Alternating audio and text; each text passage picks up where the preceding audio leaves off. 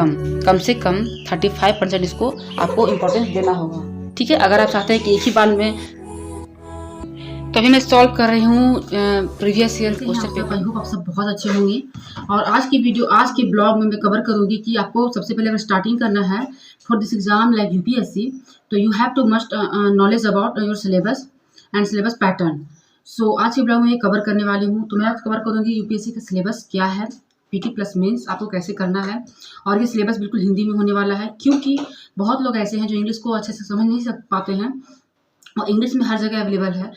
हिंदी में मेरे पास हिंदी का सिलेबस है, तो मैं इसको अच्छे से डिटेल में आपको समझाऊंगी। तो ब्लॉग पूरा एंड तक बने रहिएगा। तो सबसे पहले मैं पढ़ती हूँ, उसके बाद में सिलेबस को समझाऊंगी। तो अभी मैं सॉल्व कर रही हूँ एमसीक्यू प्रीवियस ईयर का। जो आपका प्री आता है, मेंस अलग आता है, वो मेरे पास प्री का भी है, मेंस का मेरे पास नहीं है। तो प्री का दोनों है, जीएस प्लस सीसैट भी मेरे पास है। तो वही मैं सॉल्व कर रही हूँ, क्योंकि जब तक आप रिवीजन कर रहे हैं, पढ़ रहे हैं, और जब तक आप खुद को एनालाइज नहीं कीजिएगा तो आपको पता कैसे लगेगा आप कितना दूर तक पहुँचे हैं और कितनी और ज़रूरी है। तो मैं क्या करती हूँ कि मैं जैसे 30 क्वेश्चन हुआ, 50 क्वेश्चन हुआ, उस तरह से करती हूँ। फिर मैं उसको रिवीजन उसी टाइम रिवीजन भी करती हूँ और देखती हूँ कि कहाँ मुझे और ज़रूरत है रिवीजन करने की, फिर मैं वहाँ रिवीजन करती हूँ। तो इस तरह से आपको थोड़ा सा करके करना पड़ता है। और जो भी मैं ब्लॉग बताने वाली हूँ, जो भी स्ट्रैटेजी बताने वाली हूँ, आप उसको फॉलो कर सकते हैं। अगर आपको लगता है कि नहीं आपके लिए इंपॉर्टेंट होने वाला है, तभी आप फॉलो कीजिए, किसी का ब्लाइंडली मत फॉलो कीजिए। और लाइफ है तो अपने आप को एक मौका दीजिए, और अगर मौका मिला है तो इस मौके को मत गंवाइए, क्योंकि लाइफ बार बार नहीं आएगा। और जब आपका समय निकल जाएगा तो आपके पास पछतावा के अलावा कुछ नहीं रहेगा। हो सकता है जितना समय आपको अभी मिल रहा है, हो सके आगे जाके वो भी आपके पास समय ना हो। तो इस तरह से खुद को बोलिए और खुद को मोटिवेट कीजिए और पढ़िए। तो आज के ब्लॉग में आपको मिलने वाला है बहुत ही अच्छा, जैसे कि आपका सिलेबस से मैं स्टार्ट कर रही हूँ, तो आपको सिलेबस मिलेगा, बहुत अच्छे से मैं समझा दूंगी। मुझे ऐसा लगता है कि मैं अच्छे से समझाऊंगी, लेकिन आगे आपकी मर्जी है, क्योंकि आपको ध्यान से देखना होगा, स्किप कहीं नहीं करना होगा। वीडियो होने वाला है, बहुत ही इन्फॉर्मेटिव होने वाला है, और आज का वीडियो बिल्कुल मिस मत कीजिएगा, ब्लॉग बिल्कुल मिस मत कीजिएगा। और आज से आपका मैं बहुत कुछ कवर करने की कोशिश करूँगी, मतलब आपको बताती जाऊँगी कि आपको कैसे करना है, क्या करना है। और देखना ना देखना आपकी मर्जी है, लेकिन जो मेरा काम है वो करूँगी, क्योंकि मैंने लाइव में बोला है तो मुझे ये करना है। तो आज से ही स्टार्ट कर देते हैं। देखिए आ गई कॉपी फाड़ने। चलो लगता है ये बताएगी आप लोगों को अच्छे से। तो सबसे पहले हम लोग सिलेबस को देख लेते हैं कि सिलेबस क्या कहता है, because syllabus is the key of success for any exam.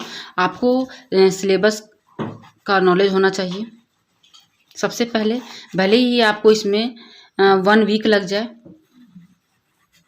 ठीक है, 1 मंथ लग जाए, no matter, but you have to know about syllabus for UPSC. तो आपको सिलेबस का अच्छा से नॉलेज होना चाहिए। तो आज की वीडियो में मैं कोशिश करूंगी कि आपको समझ में सिलेबस आ जाए, बिकॉज मैं हिंदी में बताने जा रही हूँ। तो चलिए स्टार्ट करते हैं। तो यहाँ पे आपका दिया हुआ है प्रारंभिक परीक्षा। अगर ये बुक आपके पास नहीं भी है तो कोई इसमें आपको परेशान होने की ज़रूरत नहीं है। आप बुक बाय करने मत चल जाइएगा, यहाँ पे आपको सारा कुछ मिल जा रहा है मटेरियल। आप उसको वीडियो को अच्छे से सुनिए, स्क्रीनशॉट लीजिए, उसको अपने आप कॉपी में नोट कर लीजिएगा, ठीक है। देखिए मैं बिल्कुल डिटेल से समझाती हूँ, जो लोग बिल्कुल फ्रेशर हैं उनके लिए बहुत ही बेनिफिशियल हो जाएगा। यहाँ पे क्या है, पीटी है। पहले हम लोग पीटी को जानेंगे, आज के ब्लॉग में हम लोग पीटी को समझेंगे, ठीक है। प्रश्न पत्र 1 है, मतलब पेपर 1 है ये, और दूसरा क्या है, वो शीर्षक है, क्या है, पेपर 1 में समझाने जा रही हूँ, जिसमें आपका होता है जीएस। और जो पेपर 2 है वो है सी सेट, ठीक है। तो अभी हम लोग बात कर रहे हैं जीएस की, ओके, इज दैट क्लियर। तो चलिए, तो इसमें क्या है, आपका 200 मार्क्स के हैं, 200 मार्क्स के हैं आपके ये एग्ज़ाम होंगे, ओके। और कितने घंटे का एग्ज़ाम होगा, 2 घंटे का आपका एग्ज़ाम होगा, ठीक है। यहाँ तक आपका क्लियर हो चुका है। अब आते हैं क्या है कि राष्ट्रीय तथा अंतर्राष्ट्रीय महत्व की समसामयिक घटनाएं, मतलब करंट अफेयर आपके हैं, ठीक है। यहाँ पे पहला आपका आता है, फर्स्ट में है करंट अफेयर, ठीक है। इस तरह से मैं आपको समझाती जाऊंगी तो आपका जो है ये कॉन्सेप्ट अच्छे से क्लियर हो जाएगा। शॉर्ट में, भारत का इतिहास और भारतीय राष्ट्रीय आंदोलन, मतलब आपका आ रहा है हिस्ट्री पढ़ना है, इसमें वर्ल्ड हिस्ट्री आपको नहीं पढ़ना है, ठीक है। ये क्लियर हो गया आपका। उसके बाद आते हैं यहाँ पे हम लोग थर्ड में, भारत एवं विश्व का भूगोल, भारत एवं विश्व की का प्रकृति, सामाजिक आर्थिक भूगोल, मतलब यहाँ आपको पढ़ना है ज्योग्राफी। मैं यहाँ शॉर्ट में लिख देती हूँ, आपको समझ आएगा। ज्योग्राफी पढ़ना है, किसमें पढ़ना है, इंडिया प्लस वर्ल्ड, आपके पास इसका नॉलेज होना चाहिए, ठीक है। जिसमें आपको ये कवर करना है विश्व का प्राकृतिक क्या है, सामाजिक आर्थिक स्थिति क्या है भूगोल में, ठीक है। भारतीय राजतंत्र और शासन, ठीक है, मतलब आपको पढ़ना है पॉलिटी। ठीक है, इसमें क्या होगा, संविधान आएगा, राजनीतिक प्रणाली आएगी, पंचायती राज आएंगे, लोक नीति आएंगे, अधिकारों के संबंध में आएंगे मुद्दे। देखिए बिल्कुल क्लियर किया हुआ है, अगर आप इसको अगर समझ जाते हैं तो आपको तैयारी करने में किसी तरह की कोई प्रॉब्लम नहीं होगी। ठीक है, अच्छा यहाँ तक क्लियर हो गया है। अब आते हैं आर्थिक और सामाजिक विकास, मतलब इकोनॉमिक्स। देखिए जब भी इकोनॉमिक्स में आएगा आपका जो रहेगा वो सोसाइटी को लिंक करेगा। ठीक है, आपका उसमें सोसाइटी लिंक होगा, क्योंकि जब हम लोग ग्रोथ करते हैं, डेवलप करते हैं तो किसके लिए करते हैं, समाज के लिए ही करते हैं, तो सोसाइटी हमेशा इंक्लूडेड रहेगा। इसमें आएगा सतत विकास, गरीबी समावेशन, जनसांख्यिकी, सामाजिक क्षेत्र में कई तरह के की गई पहल, कितने सारे पहल किए गए, कितने सारी योजनाएं आई हैं, वो सब आपके इसमें कवर हो जाएंगे। पर्यावरणीय प्राकृतिक जैव विविधता और मौसम परिवर्तन, क्लाइमेट चेंज संबंधी सामान्य मुद्दे, मतलब इतना भी आपको हाई फाई नहीं करना है, जो चलते हैं मतलब नॉर्मली जो हमेशा आते रहते हैं, जैसे कहीं तूफान आया, कहीं बाढ़ आया, कहीं भूकंप आया, ये सब आपको जानना है, जिनके लिए विषयगत विशेषज्ञता आवश्यकता नहीं है। देखिए यहाँ लिखा भी हुआ है कि इसके लिए आपको मास्टरी करने की कोई आवश्यकता नहीं है, कि आपको बिल्कुल साइंस टेक को एकदम अच्छे से पढ़ना है, बेसिक से पढ़ना है, नहीं। तो यहाँ क्या आपका आता है 6 नंबर पे साइंस एंड टेक। ठीक है, जो बिल्कुल आपका करंट बेस्ड होगा, जो चलते रहेंगे वही आपको पढ़ना है। ठीक है, और सामान्य विज्ञान, मतलब आपको थोड़ा साइंस पढ़ लेना है। ठीक है, जो आपका लूसेंट में इजीली कवर हो जाता है। थोड़ा सा मैं यहाँ गाइड भी करती हूँ कि आपको क्या करना है। अब यहाँ तक आपका क्लियर हो गया। ये आपका क्या था, जीएस का। मैं दूसरा पेन निकाल लेती हूँ थोड़ा सा, मैं आपको थोड़ा सा यहाँ हाईलाइट कर देती हूँ।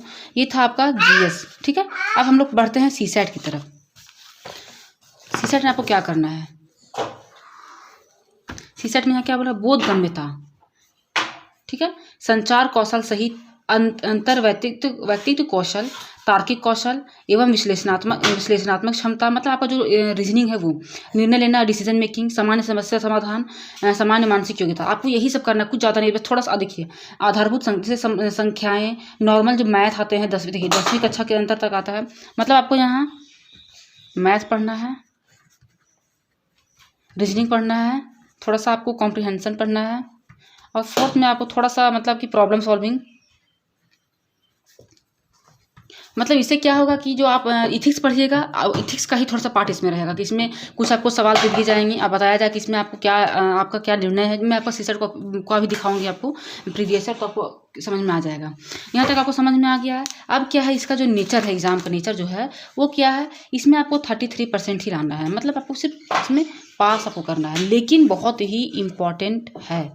अगर आपने इसको डन कर लिया और आपका ये नहीं निकला तो फिर ये एग्ज़ाम क्वालिफाई आप नहीं कर सकते हैं। तो अगर आप 85% इसका दे रहे हैं इम्पोर्टेंस, तो आपको इसको कम से कम 35% इसको आपको इम्पोर्टेंस देना होगा। ठीक है, अगर आप चाहते हैं कि एक ही बार में क्लियर हो, या जब भी आपको लगता है कि नहीं मुझे प्रॉब्लम ना हो, तो आपको ये दोनों लेकर चलना होगा। Is that clear? आपको यहाँ तक समझ में आ गया है? तो चलिए अब नेक्स्ट ब्लॉग में आएंगे कि आपका जो मेंस का जो सिलेबस होगा वो मैं डिस्कस करूँगी कि मैं क्या करूँगी कि आपको थोड़ा सा स्ट्रेटजी बताऊँगी और अपना ब्लॉग भी दिखाऊँगी। ब्लॉग में क्या आप देखेंगे कि मैं किस तरह से करती हूँ, पढ़ती हूँ, किस तरह से मैं कवर करती हूँ, मेरा क्या तरीका है, तो इससे आपको बहुत अच्छा मतलब एक गाइड मिल जाएगा। ठीक है, इस तरह के जो कंटेंट है यूट्यूब में बहुत मुझे लगता है कि ऐसा है, अगर ऐसा होता कंटेंट तो मैं अभी बहुत आगे तक निकल जाती। तो चलिए ब्लॉग बहुत लंबा हो जाएगा और इतना मेरे पास भी थोड़ा टाइम इनफ नहीं बचता है। मैं थोड़ा सा और स्टडी करूँगी, मैं पढ़ने वाली हूँ, थोड़ा सा लॉन्ग चलेगा मेरा स्टडी।